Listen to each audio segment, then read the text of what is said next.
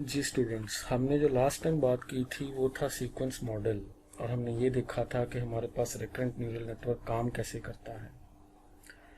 अच्छा, हमने एक और चीज़ देखी थी कि हमारे पास जो रिकरेंट न्यूरल नेटवर्क है उसका आर्किटेक्चर क्या होता है और ये कैसे जो है टेक्सचुअल डाटा को प्रोसेस करता है। जो हमारा आज का लेक्चर है ये दरअसल उसकी एडवांस फॉर्म ही है। Advance form in the sense, आप ये समझो कि हमारे पास ऑलरेडी कुछ टेक्सचुअल, जो आपके पास टेक्सचुअल डाटा होता है वो है, और हमने उसके ऊपर कोई ऐसा मॉडल लगाना है कि वो ह्यूमन लाइक लर्निंग परफॉर्म करे। इनफैक्ट ये वाला जो टॉपिक है ये थोड़ा सा एडवांस टॉपिक कंसिडर किया जाता है, but for the sake of understanding I will cover it this topic at introductory level. अच्छा, इस टॉपिक में एक चीज होती है कि LSTM, मतलब ये एक तो आप ये समझो कि ये RNN की एडवांस फॉर्म है। जो हमने रिकरेंट न्यूरल नेटवर्क देखा था ये उसकी एडवांस फॉर्म ही है। शायद उस वक्त आपने गौर ना किया हो, उस नेटवर्क में कुछ ना कुछ प्रॉब्लम्स थी, और वो प्रॉब्लम्स क्या थी और वो कौन सी प्रॉब्लम्स हैं जो कि मतलब RNN को रिस्ट्रिक्ट कर देती हैं या उसके स्कोप को रिस्ट्रिक्ट कर देती हैं। हम इसमें उन प्रॉब्लम्स की अंडरस्टैंडिंग लेंगे और उन प्रॉब्लम्स को कवर करने का तरीकाकार सीखेंगे। तो हम अपने लेक्चर को स्टार्ट करते हैं। आपको ये पता है कि जो हमारे पास ये RNN और जो भी हमारे पास ये LSTM ये मॉडल्स होते हैं, ये सिर्फ और सिर्फ टेक्सचुअल डाटा पे काम करते हैं। ये टेक्सचुअल तो मैं नहीं कहूँगा, बल्कि सीक्वेंशियल डाटा पे काम करते हैं, जिनमें कोई ना कोई सीक्वेंस मेंटेन करना लाजमी होता है। वो स्पीच सिग्नल भी हो सकता है, वो आपके पास टेक्स्ट भी हो सकता है, और व्हाट्सोएवर, मतलब जिसमें भी हमारे पास टाइम स्टेप को देखना ज़रूरी होता है। सो रिकरेंट न्यूरल नेटवर्क में हमारे पास क्या था, वो ये था कि हम ये कहते थे कि human don't start their thinking from scratch every second. मतलब आपने एक प्रॉब्लम देखी होगी कि जो रिकरेंट न्यूरल नेटवर्क था वो बिल्कुल एग्जैक्ट पिछला टाइम स्टेप, ये जो प्रीवियस इंफॉर्मेशन थी उसका रिकॉर्ड रखता था, बाकी वो रिकॉर्ड नहीं रखता था। जैसा कि ह्यूमन मेमोरी के अंदर ये होता है कि वो अगर कोई 1 और 2 और 3 और इससे भी कोई देर की बात हो तो उसको भी याद रखती है। अब ये चीज जो है ना, ये इजी है, मतलब इजी इन द सेंस के मतलब इसमें ये काम करना आसान है। लेकिन अगर हम फॉर एग्जांपल अगर कोई ऐसे पढ़ रहे हैं या कोई ऐसे सेंटेंस पढ़ रहे हैं जो जिनका के स्टार्ट वाली लाइंस का कॉन्टेक्स्ट आखिरी लाइंस के साथ हो, तो उनमें ये चीज़ें कंसिडर करना या इन चीज़ों को देखना कदरे मुश्किल होता है। सो हमें उसमें ईच एंड एवरी वर्ड को, प्रीवियस वर्ड को हमें देखना पड़ता है कि किस कंटेक्स्ट में बात की जा रही है। सो हम तमाम की तमाम इंफॉर्मेशन फेंक भी नहीं देते या मतलब उसको डिस्कार्ड भी नहीं करते, और तमाम की तमाम इंफॉर्मेशन को हम प्रोसेस भी नहीं करते। सो यही वजह है कि कुछ ऐसे मेमोरी मॉडल्स या ह्यूमन मेमोरी मॉडल लाइक ये एक नेटवर्क डिवाइस किया गया जो कि लॉन्ग शॉर्ट टर्म मेमोरी, मतलब जो मेमोरी रखने के लिए है उसको ये प्रोसेस करता है, और जो मेमोरी थ्रो अवे करने के लिए होती है या डिस्कार्ड करने के लिए होती है उसको ये ख़त्म कर देता है। रिकरेंट न्यूरल नेटवर्क को मैं आपको दोबारा ज़रा बता देता हूँ कि इसमें कुछ हमने ये चीज़ पढ़ी थी।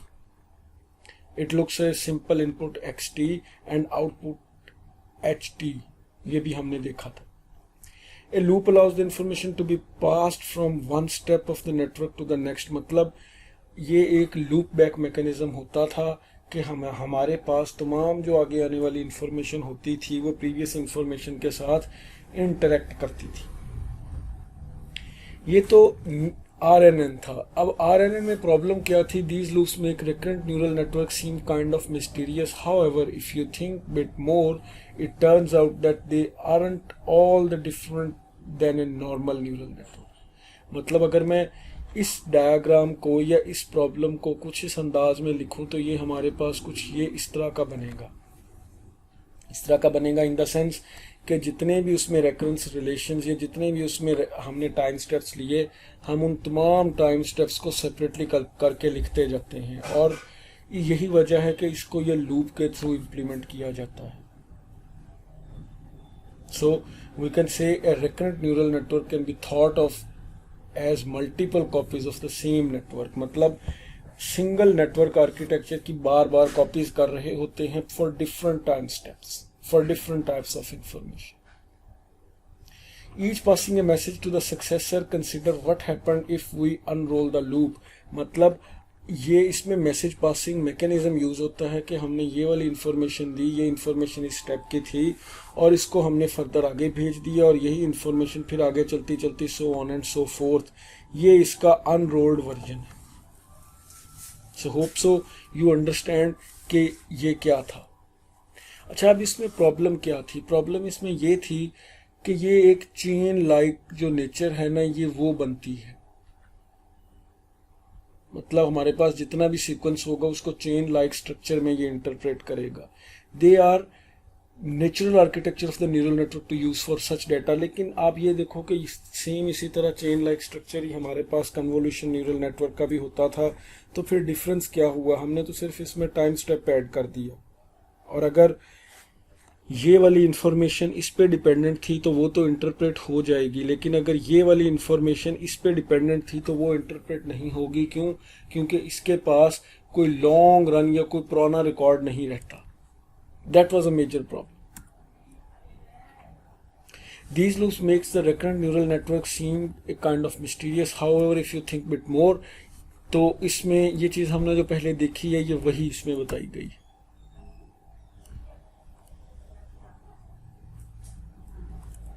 सो अब हमारे पास LSTM की बात आती है, long short term memory neural network. Essential of these successes in the use of LSTM, very special kind of a recurrent neural network which works for many tasks. मतलब इसमें इसका जो फिनोमिना मैं आपको बताऊं वो ये है कि क्यों इसको यूज किया गया. One of the appeals of the RNA is the idea that it might be able to connect previous information to the present task. ये मैंने आपको बताया भी है कि इसके पास कुछ ऐसे गेट्स लगे होते हैं जिन गेट्स की बेस के ऊपर इसके पास बहुत पुरानी इंफॉर्मेशन भी होती है जिसको ये प्रोसेस कर सकता है. मतलब कोई वीडियो फ्रेम लाइक और समथिंग लाइक दिस जो कि काफ़ी देर पहले कंटेक्स्ट, मतलब आप ये समझ लो कि इसमें कंटेक्स्ट स्विचिंग बहुत ज़्यादा है. Sometimes we only need to look at the recent information to perform the present task. For example, consider a language model trying to predict the next word based on the previous ones.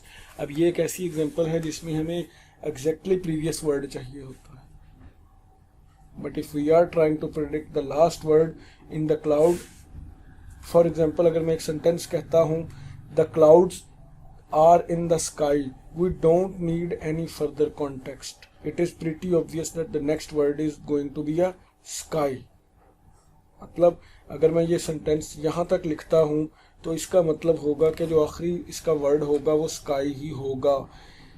In such cases where the gap between the relevant information and the place that is needed is small, RNN can learn to use the past information. मतलब RNN में ये capability नहीं थी कि वो बिल्कुल exactly previous information तो देख सकता था लेकिन बहुत प्रीवियस इंफॉर्मेशन वो नहीं देख सकता था, जैसे कि मैंने आपको यहाँ पे बताया भी है. अब यहाँ पे एक और एग्जांपल है, but there are also cases where we need more context. Consider trying to predict the last word in text. For example, अगर मैं ये चाहता हूँ कि जो आखिरी वर्ड है टेक्स्ट का वो मुझे पता चले और पूरे का पूरा एक पैराग्राफ लिखा हो. कैसे लिखा हो? I grew up in the France, I speak fluent French. अब ये जो है ये कंप्लीट एक कंटेक्स्ट है.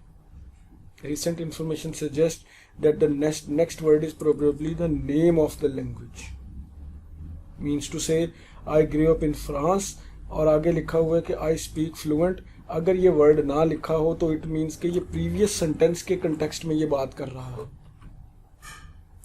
फ्रॉम फर्दर बैक, मतलब हम कंटेक्स्ट को समझ सकते हैं. It is essentially possible for the gap between the relevant information and the point where it is needed to become very large. अगर कोई बहुत बड़े एसेज लिखे हुए हों तो उसमें ऐसी इंफॉर्मेशन को ऑटोमेटिकली इंटरप्रेट किया जा सकता है. सो यही वजह है कि ये LSTM जो है ये इसीलिए डिवाइस किया गया था. Unfortunately, as the gap grows, the RNN become unable to learn connect the information. मतलब जैसे जैसे ये वाला गैप बढ़ता जाएगा, आपका RNN एक्यूरेसी को ख़त्म करता जाएगा. That was a major problem with RNN. Unfortunately, the gap grows, RNN become unable to learn connect information. In theory, RNN are absolutely capable of handling long-term dependencies. A human could carefully. अच्छा, ये theoretically अगर आप इसको देखोगे ना, ये थोड़ा सा रिसर्च एस्पेक्ट के रिलेटेड है, तो ये RNN जो है ये बहुत प्रीवियस इंफॉर्मेशन को भी देख लेता है थ्योरेटिकली. लेकिन जब हम बात प्रैक्टिकली करते हैं तो प्रैक्टिकली इसको इम्प्लीमेंट किया गया तो इसमें प्रॉब्लम थी. ये human could carefully pick parameters for them to solve the problem, toy problems for this. Sadly in the practice, मतलब अगर प्रैक्टिस में देखा जाए तो RNN do not seem to be able to learn them. ये problem first time 1991 में जो है ये कुछ साइंटिस्ट थे, उन्होंने ये सॉल्व की थी,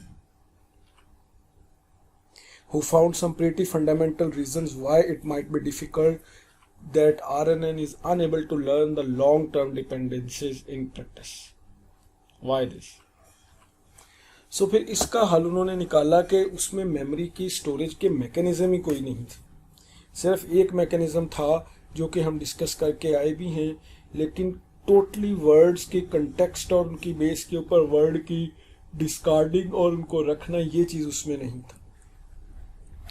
सो इसके बाद फिर हमारे पास नेटवर्क आया LSTM, long short term memory network, usually just called LSTM, are a special kind of RNN capable of learning long term dependencies.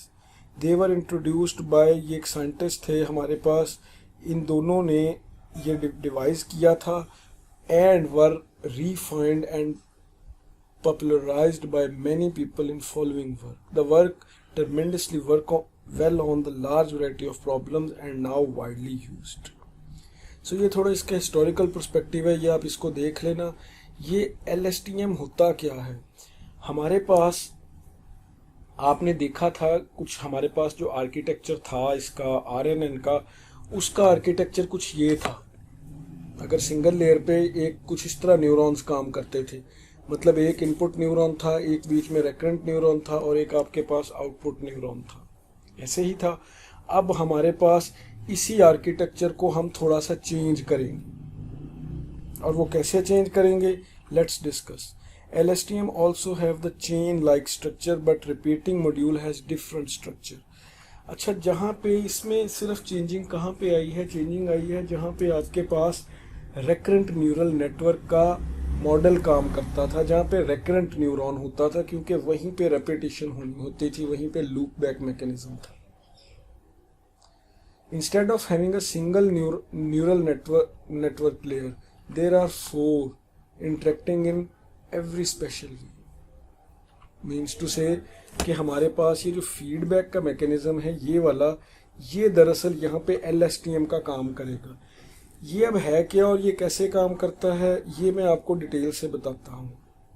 The key to LSTM is cell state. अच्छा, ये जो LSTM है इसमें यहाँ पे ना एक सेल यूज़ किया जाता है. आप ये समझ लो कि एक हाइपोथेटिकल सा एक मेमोरी मैकेनिज्म है. ये सेल होता क्या है, आपने ये अमूमन इंडस्ट्रीज़ में ना कन्वेयर बेल्ट्स चलती होती हैं, जो कि कुछ जो आपके पास इंडस्ट्रियल यूटिलिटीज़ होती हैं उनको एक प्लेस से दूसरी प्लेस तक ले जाने के काम आती हैं.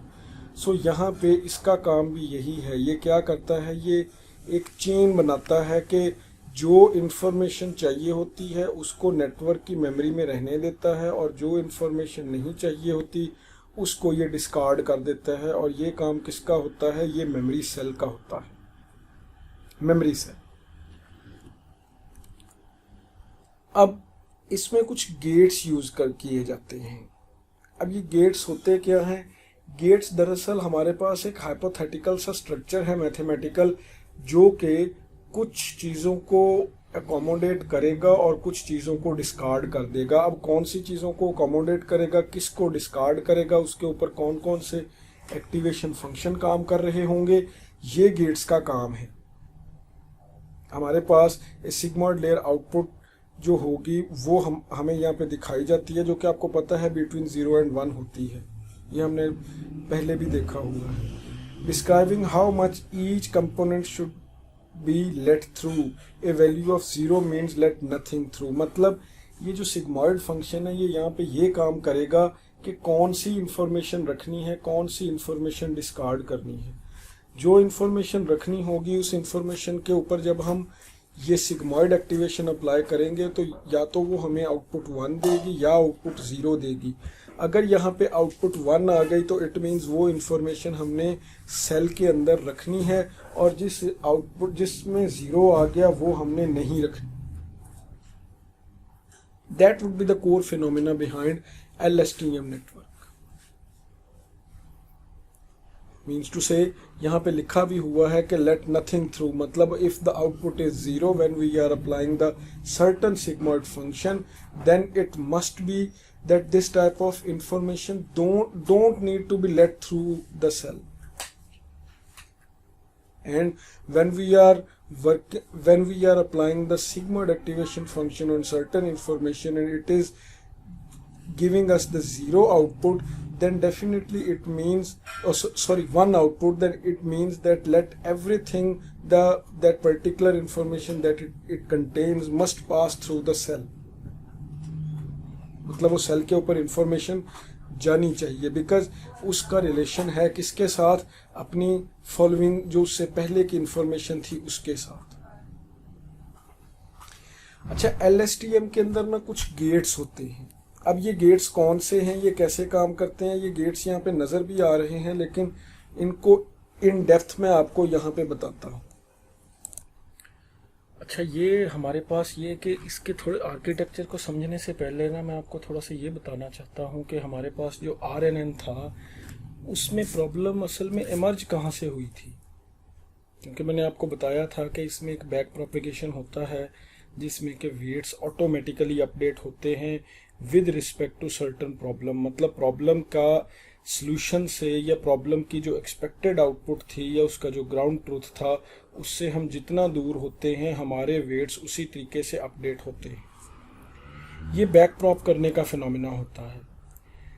जब यही बैक प्रोपेगेशन अप्लाई की जाती है इन RNN मतलब रिकरेंट न्यूरल नेटवर्क, तो आपको पता है कि रिकरेंट न्यूरल नेटवर्क के अंदर काफ़ी ज़्यादा जो आपके पास टाइम स्टेप्स होते हैं या जो हमारे पास कुछ एक्टिवेशन से जो आउटपुट आती है वो एक दूसरे पे डिपेंडेंट होती है। तो जब हम एक वेरी डेंस लेयर या मतलब जिसमें के नंबर ऑफ लेयर ज़्यादा हों, जब हम उसको कनेक्ट करते हैं और कनेक्ट करने के बाद जब फाइनल लेयर से फर्स्ट लेयर पे आपके पास बैक प्रॉप होके आता है, तो आपको मैंने एक चीज़ बताई थी, एक होता है ग्रेडियंट, वो जो हम एवेल्युएट करते थे curl y over curl x और समथिंग लाइक दिस। वो ग्रेडियंट जो है ना वो वैनिश होना शुरू हो जाता है। मतलब वो ग्रेडियंट जो है वो जैसे जैसे आप आते हो वो ग्रेडियंट उसमें वैनिश होता है। अब ये डीप मैथमेटिकल डिटेल्स हैं कि वो क्यों वैनिश होता है, कैसे होता है, we will not go into this one, but आप समझ लो कि due to the highly dependency of layer to layer architecture, whenever we perform the back propagation mechanism, there is a possibility that certain gradients are vanished due to which the information is lost. The information is lost. For example, अगर मैं यहाँ पे आपको एक चीज़ बताऊँ वो ये कि अगर हमारे पास कुछ sentences ऐसे हों, मतलब मैं आपको ये कहता हूँ the cat which actually ate, मतलब हमारे पास एक कैट, एक सेंटेंस लिखा हुआ है कि हमारे पास एक कैट है which actually eight was full, for example this one. अब देखो आप यहाँ पे ये चीज़ देखोगे कि ये जो कैट है ये भी तो हो सकता ना था कि कैट्स, और अगर ये कैट्स होता तो यहाँ पे ये चीज़ क्या आनी थी, ये वर हो जाना था। मतलब इसके दरमियान में कई सेंटेंसेस थे, बट जब हमने इन सेंटेंसेस को देखा तो हमारे पास ये इंफॉर्मेशन लॉस्ट हो चुकी थी, मतलब ये वैनिशिंग ग्रेडियंट में आ चुकी थी। बिकॉज ये इंफॉर्मेशन लॉस्ट हो चुकी थी, so we are not able to pursue further, मतलब हम उसको कंटिन्यू नहीं कर सकते, या आपका जो सिंपल RNN होगा वो आउटपुट नहीं देगा। सो इस वेनिशिंग ग्रेडियंट वाले प्रॉब्लम से के सलूशन के लिए यहाँ पे कुछ ऐसे तरीकाकार डिवाइस किए गए कि जिनकी बेस के ऊपर ये पैदा ही ना हो, और यही वजह है कि हमें LSTM में ये जो वेनिशिंग ग्रेडियंट और एक्सप्लोडिंग ग्रेडियंट के कॉन्सेप्ट्स हैं ये नहीं आते। अब ये होते क्या हैं, इसके लिए थोड़ा सा हमें ना इनके डीप लर्निंग की बैक प्रॉप में जाना पड़ेगा, जो कि हमने नहीं ऑलरेडी कवर किया, because that would be a typical mathematics, और वो हायर लेवल के जो कोर्सेज होंगे उनमें वो चीज़ करवाई जाएगी। सो अब आप यहाँ पे ये देखो कि अगर हमारे पास ये कुछ इस तरह का फिनोमिना था, कुछ हमारे पास ये वाला सीन था, तो इसमें अगर ये इंफॉर्मेशन यहाँ पे थी और हमें ये वाली इंफॉर्मेशन मिली, और जब हम इसमें मतलब फॉरवर्ड पास में ये ब्लू लाइन नज़र आ रही होगी, हमने फॉरवर्ड पास अप्लाई किया, और अप्लाई करने के बाद हमारे पास कोई एक्सपेक्टेड आउटपुट आ गई। अब उस आउटपुट को ग्राउंड ट्रुथ लेवल से उसका फासला कम करने के लिए हम वापस बैक प्रॉप करते हैं, और जब बैक प्रॉप करेंगे तो जब ये वाली इंफॉर्मेशन, ये कैट्स वाले केस में जब ये वाली इंफॉर्मेशन इस पे डिपेंडेंट होगी, तो ये इंफॉर्मेशन पॉसिबली ये ग्रेडियंट यहाँ पे आके वैनिश हो जाएगा, मतलब वो वेट्स को अपडेट नहीं करेगा, बिकॉज इसके वेट अपडेट होने थे अकॉर्डिंग टू दिस वन, जो कि यहाँ पे आउटपुट आई थी। सो इस केस से बचने के लिए फिर हम क्या करते हैं, हम यहाँ पे अप्लाई करेंगे सॉर्ट ऑफ लाइक LSTM, जो कि ये दरमियान वाले तमाम टाइम स्टेप्स का रिकॉर्ड रखेगा, और रखने के बाद वो काम करेगा। अब ये कैसे होता है इसको हम डिस्कस करते हैं। अच्छा, यहाँ पे आपको एक छोटी सी चीज़ बतानी है कि RNN का जो यूनिट होता है ना, ये इसकी एक्सटेंशन है। तो हमने ये देखा था कि RNN की जो इक्वेशन होती है वो कुछ इस तरह होती है, मैंने आपको बताया भी था। ये दरअसल ये यहाँ पे जो एक्टिवेशन यूज़ की गई है AT-1, ये दरअसल वही है जो हमने प्रीवियस इक्वेशन में, ये रोटेशन का डिफरेंस है जो HT-1 यूज़ की थी। तो HT-1 और XT मतलब करंट आउट जो इनपुट होगी उसके साथ प्रीवियस टाइम स्टेप की जो आउटपुट थी वो वाली, मतलब प्रीवियस एक्टिवेशन फंक्शन, और करंट जो हमारे पास बायस होगी, और उसको मल्टीप्लाई किया जाएगा किसके साथ, वेट मैट्रिक्स के साथ, और उसके ऊपर कोई ना कोई एक्टिवेशन फंक्शन लगाया जाएगा, तो फिर हमारे पास एक नई आउटपुट आएगी, मतलब एक नया एक्टिवेशन जनरेट होगा फॉर टाइम t। ये हम देख के भी आए हैं। अच्छा, अब यहाँ पे जो चीज़ देखने वाली है वो ये है कि ये मैंने आपको डिटेल से बताया है कि आप इसका इंटरनल स्ट्रक्चर देखो। ये हमारे पास AT-1 मतलब प्रीवियस आउटपुट थी, ये हमारे पास करंट जो इनपुट है वो है करंट टाइम स्टेप की। हमने इसके ऊपर ये जो फंक्शन है एक्टिवेशन फंक्शन जी, मैंने 10H लगा दिया, लेकिन उससे पहले मैंने इसको इसके ऊपर फिर कोई सॉफ्ट मैक्स फंक्शन, ये जो हम यहाँ पे यूज़ कर रहे हैं, ये दरअसल इन तमाम को वेक्टर के साथ मल्टीप्लाई करने के बाद ये वाली जो हमारे पास आउटपुट आई है दिस वन, ये वाली जो आउटपुट है ये दरअसल ये वाली है दिस वन। और अब चूंकि ये वाली आउटपुट है तो इस आउटपुट में मैं यहाँ पे एक हम चीज़ जो देखेंगे वो ये है कि इस आउटपुट में यहाँ तक का जो फिनोमिना है ये वाला, ये हमारे पास ये दो चीज़ें हैं यहाँ तक, और बाद में इसमें बायस ऐड की जाती है, प्लस B किया जाता है करंट बायस, और उसके बाद इसके ऊपर 10H जो एक्टिवेशन फंक्शन है वो अप्लाई कर दिया जाता है। तो आपके पास ये नेक्स्ट टाइम स्टेप की वैल्यू आ जाएगी, मतलब नेक्स्ट टाइम स्टेप का एक्टिवेशन फंक्शन प्लस आउटपुट, उसके ऊपर सॉफ्ट मैक्स लगाया जाएगा कि ये किस क्लास के रिलेटेड है। सो ये तो हमारे पास एक जनरल सा फिनोमिना है किसका, एक सिंपल जो हमारे पास होता है रेकरेंट यूनिट। अब इसी को एक चीज़ और आई थी गेटेड रेकरेंट यूनिट, मतलब उसमें गेट लगा दिया जाता है मेमोरी सेल। अगर मैं उसी डायग्राम में एक मेमोरी सेल लगा दूं C जो कि मेमोरी को स्टोर करेगा, प्लस उसमें CT हम लगा देते हैं जो कि एक्टिवेशन फंक्शन के बराबर होगा, जो कि इनफैक्ट जो हमारे पास LSTM है उसमें ये नहीं होगा, लेकिन हम यहाँ पे कंसिडर करते हैं अंडरस्टैंडिंग के लिए कि ये ऐसे है।